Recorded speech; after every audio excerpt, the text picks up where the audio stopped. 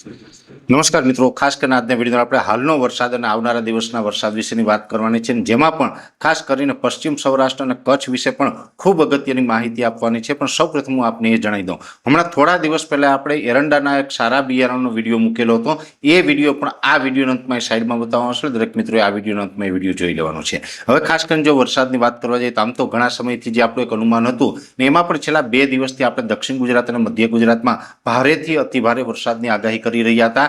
એમ છેલ્લા 2 દિવસથી દક્ષિણ ગુજરાતના વલસાડ, ઉમરપાડા, કપરાડા સહિતના વિસ્તારોની અંદર ખૂબ વરસાદ પડ્યો છે, જેમાં અનેક વિસ્તારની અંદર 35 થી 40 અને અમુક વિસ્તારમાં 40 થી 44 ઇંચ સુધીના પણ વરસાદ દક્ષિણ ગુજરાતની અંદર નોંધાયા છે. એ સાથે જ આજે મધ્ય ગુજરાતમાં પણ વરસાદની તીવ્રતા જોવા મળી. અમદાવાદ સહિતના વિસ્તારોની અંદર ભારેથી અતિભારે વરસાદ નોંધાયો. અમદાવાદ એવું સેન્ટર છે કે જ્યાં ભાગ્યે જ ક્યારેક સારો વરસાદ પડતો હોય, પણ આજે ભારેથી અતિભારે વરસાદ નોંધાયો. અમદાવાદમાં પણ જનજીવન છે એ થોડા કલાકો માટે ઠપ થઈ ચૂક્યું હતું.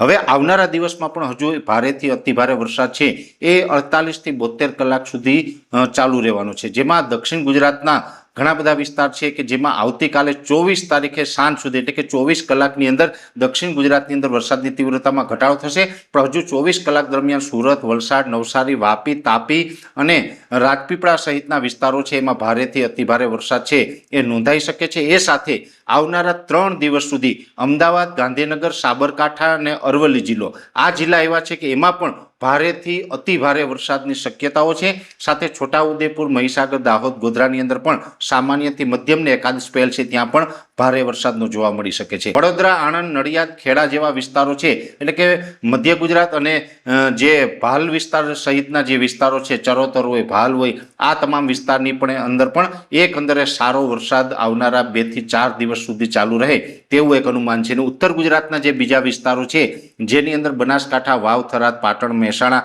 આ તમામ વિસ્તારની અંદર પણ ભારેથી અતિ ભારે વરસાદની શક્યતાઓ છે. એકંદરે ખૂબ સારા વરસાદ છે ઓલ ઓવર ઉત્તર ગુજરાતનો તો કોઈ પણ તાલુકો બાકાત નથી રહેવાનો. તમામ વિસ્તારની અંદર ખૂબ સારો વરસાદ પડશે. એવી રીતે મધ્ય ગુજરાતમાં પણ સારા વરસાદની સંભાવનાઓ છે. એ સાથે જો સૌરાષ્ટ્રની વાત કરવા જઈએ તો સૌરાષ્ટ્રની અંદર મોરબી, સુરેન્દ્રનગર જેવા વિસ્તારો છે કે જેમાં અત્યાર સુધી વરસાદનું પરફોર્મન્સ ઓછું રહ્યું હતું, એને હવે આવનારા 3 દિવસની અંદર ખૂબ સારા વરસાદનો લાભ મળે અને એકંદરે એકાદ સ્પેલ છે ભારેથી અતિભારે પણ જોવા મળે તેવી શક્યતાઓ છે. એટલે મોરબી, સુરેન્દ્રનગરની અંદર પણ આવનારા 3 દિવસ સુધી સારા વરસાદની સંભાવનાઓ છે. બોટાદ, ભાવનગર અને અમરેલી જેવા વિસ્તારો છે એમાં પણ મધ્યમથી સારા વરસાદ છે એ આવનારા 3-4 દિવસ સુધી ચાલુ રહેશે. એવી રીતે રાજકોટ, જૂનાગઢ અને ગીર સોમનાથ જેવા વિસ્તાર છે એમાં હળવાથી મધ્યમ વરસાદો જોવા મળશે. રાજકોટ, જૂનાગઢ અને ગીર સોમનાથની અંદર અતિ ભારે વરસાદની સંભાવનાઓ નથી, પણ મધ્યમથી સારા વરસાદ છે એ ચોક્કસથી જોવા મળશે.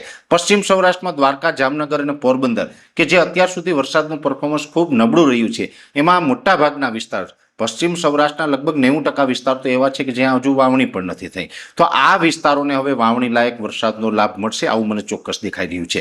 જો કે અંતે દ્વારકાધીશના હાથમાં છે, પણ મારા અનુભવ પ્રમાણે હું એટલું કહી શકું કે ઘણા સમયથી હું આપને માહિતી આપતો હતો કે 25 થી 31 જુલાઈ વચ્ચે પશ્ચિમ સૌરાષ્ટ્રનો વારો આવી જશે એવું જ મને અત્યારે લાગે છે. ભલે તમને કદાચ બીજી એક જગ્યાએથી કોઈ બીજી માહિતી મળતી હોય એના વિશે હું કાંઈ ન કહી શકું. તમે કોઈ એપ્લિકેશનમાં જોતા હોય ને એમાં ન બતાવે એના વિશે પણ મારે કાંઈ બહુ કહેવાની જરૂર નથી.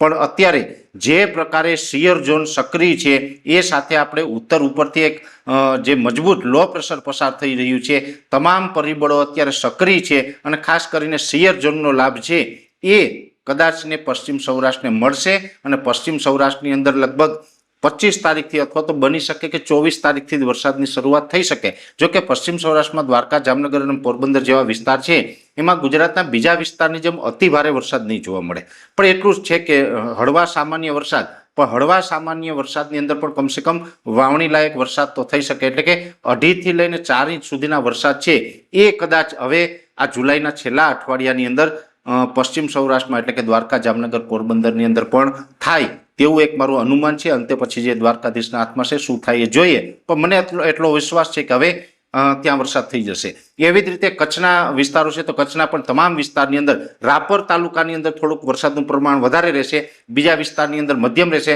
પણ એકંદરે સામાન્યથી મધ્યમ વરસાદ અને વાવણી લાયક વરસાદ છે એ કચ્છ જિલ્લામાં પણ સાર્વત્રિક રીતે જોવા મળશે. એટલે આ એક સાર્વત્રિક રાઉન્ડ છે. આમાં લગભગ મારું માનવું છે કે હવે કોઈ તાલુકાઓ બાકાત કદાચ ન રહે અને સાર્વત્રિક બધા જ વિસ્તારની અંદર વરસાદ છે એ પડવાનો છે. વરસાદની શરૂઆત પણ થઈ ગઈ છે અને હજુ 31 તારીખ સુધી આ વરસાદ છે એ રાબેતા મુજબ કન્ટિન્યુ ચાલુ રહે તેવું એક અનુમાન છે.